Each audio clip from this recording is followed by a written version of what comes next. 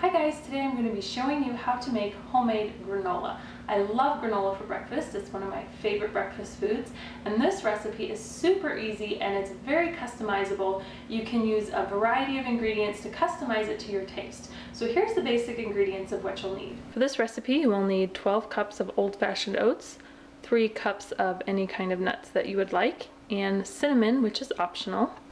For the wet ingredients you will need oil. I'm using coconut oil. Sweetener, which today I'm using honey, but you can also use maple syrup or a combination of both, and vanilla extract. To get started, I'm going to mix all the dry ingredients into this bowl. I'm starting out with approximately 12 cups of old-fashioned oats, and I'm going to add 3 cups of sliced almonds. Now you can use any kind of nut that you like, and if you don't like nuts, you can feel free to leave it out. Just add a little bit more oats if you'd like. My favorite is pecans, but they're a little bit more pricey, so I like to stick with almonds.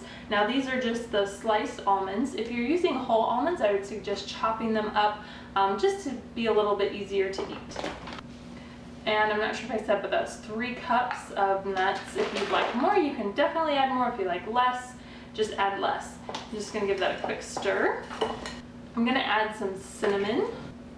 So I'm just adding probably about a tablespoon or so. If you like lots of cinnamon, feel free to add a lot. If you like just a little bit, I would definitely recommend not leaving this out unless you really don't like cinnamon.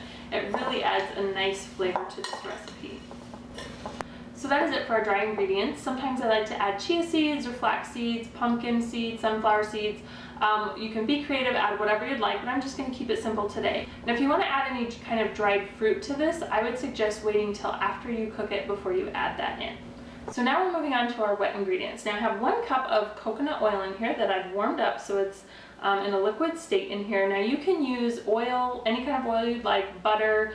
Butter is, in my opinion, the best flavor. You can mix half and half of butter. That's what I used to do growing up because butter was kind of expensive, so I still wanted that flavor, so I'd mix half and half. But coconut oil, if you use unrefined, which this is refined, but if you use unrefined, it has a wonderful flavor in here. And you can also add shredded coconut. I've done that before and with my dry ingredients.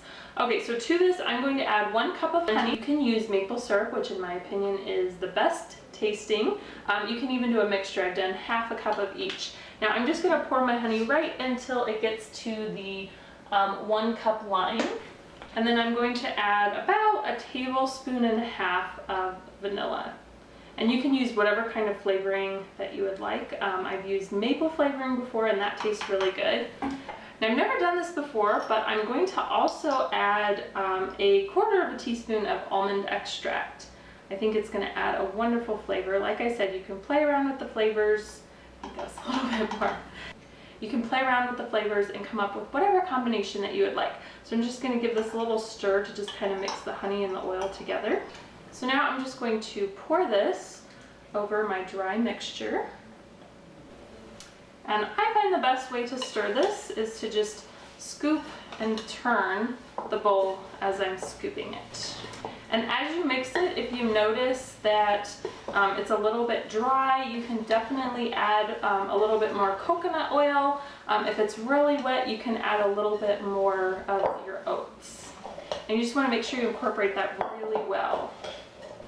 Now that I've got this all mixed up, I'm ready to start cooking it. Now I have a dehydrator, an Excalibur dehydrator, and I like to dehydrate my granola. It gives it a wonderful flavor. And if you don't have a dehydrator, you can definitely bake it in your oven at 325 for about 30 minutes. Put it on some greased baking sheets. This usually will take about 2 baking pans, and what I do is I just set the timer for about 8 to 10 minutes and I rotate the pans, kind of stir it up a little bit and just keep an eye on it till it's about golden brown, and then I know it's done. But I'm going to be doing it on my dehydrator today.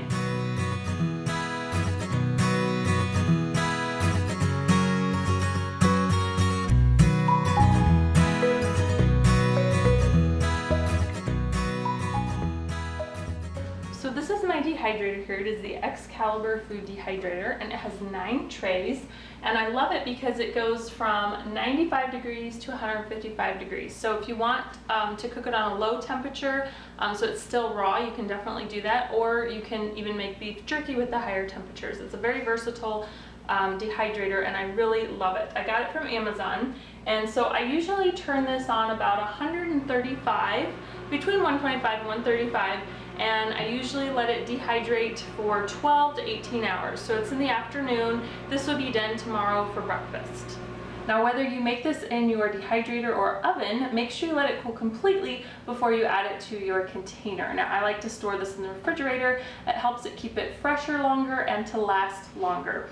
There's a variety of ways that you can eat this. My favorite is with yogurt, but I'm trying to stay away from dairy, so I usually just eat it with almond milk like I would a bowl of cereal. With dried cranberries, that is my absolute favorite. So if you do want to add dried fruit and stuff like that, you can always add that now, or you can just add it in your bowl later, which is what I do because my husband doesn't really like the dried cranberries mixed in here. So this is a very simple, easy recipe that you can customize to your individual taste, and I hope you give it a try. Give it a thumbs up if you liked this recipe. Let me know what you think if you do give it a try. Don't forget to subscribe, and thanks for watching. I'll see you next time. Bye!